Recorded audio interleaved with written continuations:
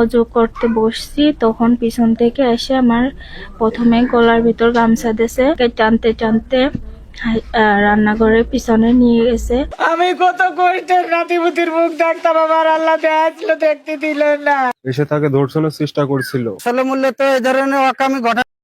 11 December বৃহস্পতিবার রাত 7:30টা এশার নামাজ আদায় করার লক্ষ্যে শাশুড়িকে ঘরের ভেতর জায়নামাজ বেছানোর কথা বলে ঘরের পাশের টিপলে অজু করতে যান 4 মাসের অন্তঃসত্ত্বা এই গৃহবধূ।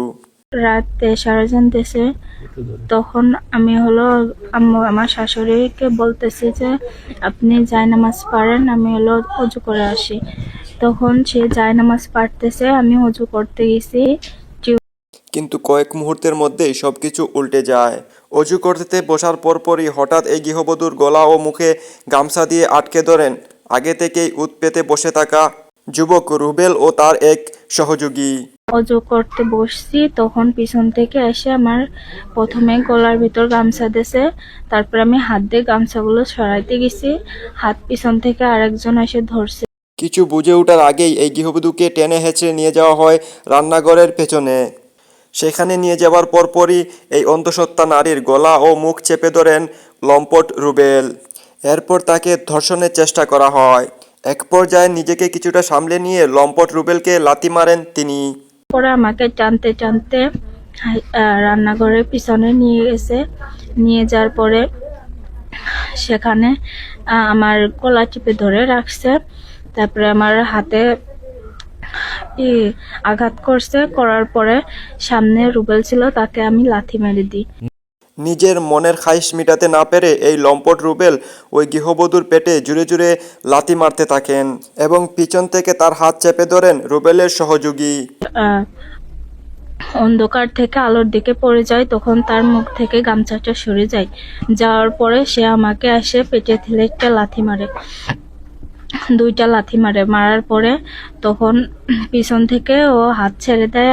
ব্যথায় কাতরাতে থাকা এই গৃহবধূ জুড়ে জুড়ে চিৎকার করলে ঘরের ভিতর থাকা তার শাশুড়ি শুনতে পেয়ে তিনি তাকে উদ্ধার করতে চলে আসেন এবং তিনি এগিয়ে আসলেই রুবেল ও তার সহযোগী কৌশলে পালিয়ে যায়। এমনই অভিযোগ নির্যাতনের শিকার হওয়া এই গৃহবধূর। তারপর আমি চিৎকার করে আমার শাশুড়ি দৌড়ে আসে। আসার পরে তারা পালিয়ে যায়। আমার 4 মাসের বাচ্চা পেটে ছিল, তখন রুবেল আসে আমার তল পেটে লাথি মারার পরে আমার ব্লাড ভাঙা শুরু হয়ে যায়। ব্লিডিং শুরু হলে পরিবারের সদস্যরা এই আহত গৃহবধূকে তাড়াতাড়ি করে মাগুরা সদর হাসপাতালে নিয়ে গিয়ে ভর্তি করান। সেইখানে চিকিৎসাধীন থাকা অবস্থায় তার গর্ভের অনাগত সন্তানটি আর বেঁচে নেই বলে জানান চিকিৎসক।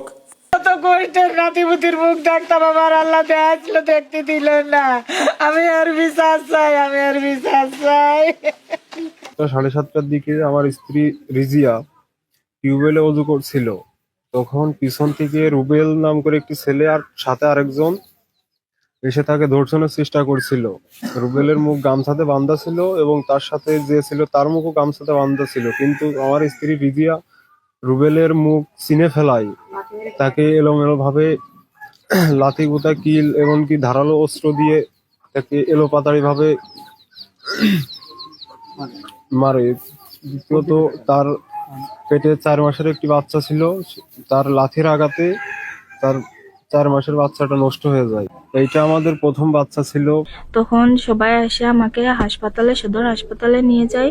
তারপরে সেখানে আমার বাচ্চাটা পড়ে যায়। এমন ঘটনা যেন আর কারোর সাথে না ঘটে, প্রশাসনের কাছে, দেশবাসীর কাছে সঠিক বিচার।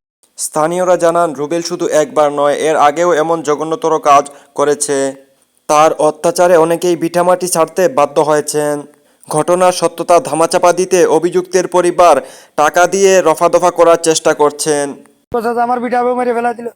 আইসে দেখি যে আমার ভাই বউ এই জায়গা পড়ে রয়েছে, এই কল ভিটে এই জায়গা পড়ে রয়েছে। কে আইছে বলছে কিডা মারি দিয়ে গেছে কিডা রুবেল। আসলে মূল্য তো এই ধরনের অকামি ঘটায় বেড়ায়।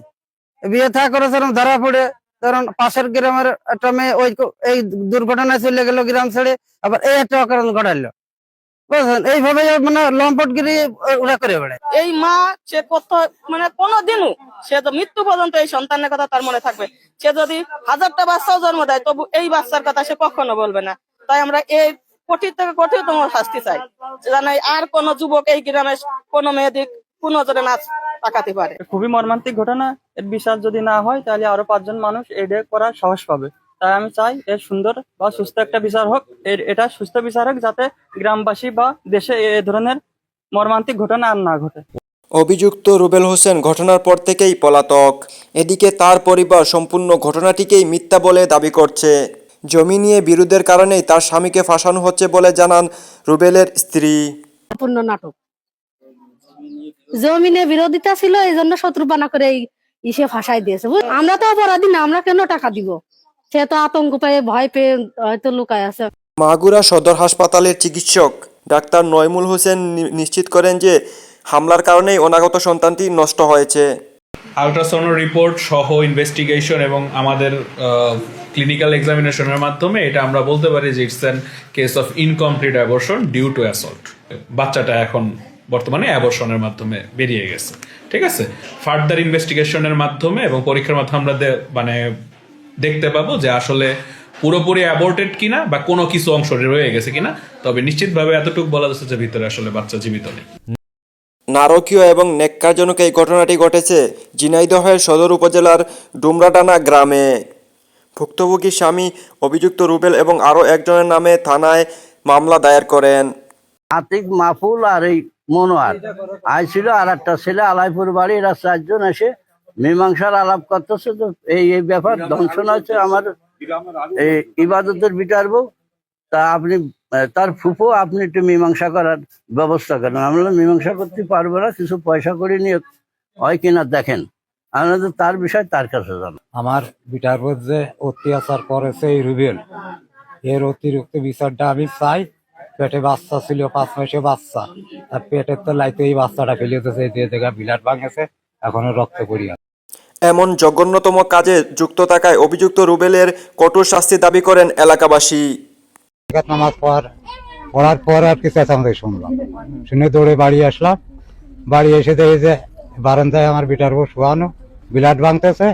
তাড়াতাড়ি হচ্ছে আনতে উঠে অটো নিয়ে আসি। অটো আনতে আমু গিয়েছিলাম সাথে, অটো নিয়ে এসে উঠে মাগুরায় সদরে পাঠায় দেয়। 7টা সাড়ে 7টার দিকে আমার স্ত্রী রিজিয়া ঈশার আজানের পরে ঈশার নামাজ পড়ার উদ্দেশ্যে টিউবওয়েলে অজু করতে গেছিল। এবার অজু করা শেষ, তখন পাশ থেকে, মানে আমাদের বাসার পাশ থেকে 2টা ছেলে, একটা রুবেল আর আরেকটা সেটাকে চিনতে পারি নাই, পিছ থেকে এসে ওর হাত পা বেঁধে ওকে ধর্ষণের চেষ্টা। এবং ও যখন রুবেলকে চিনতে পারে তখন এলোমেলো ভাবে মারধর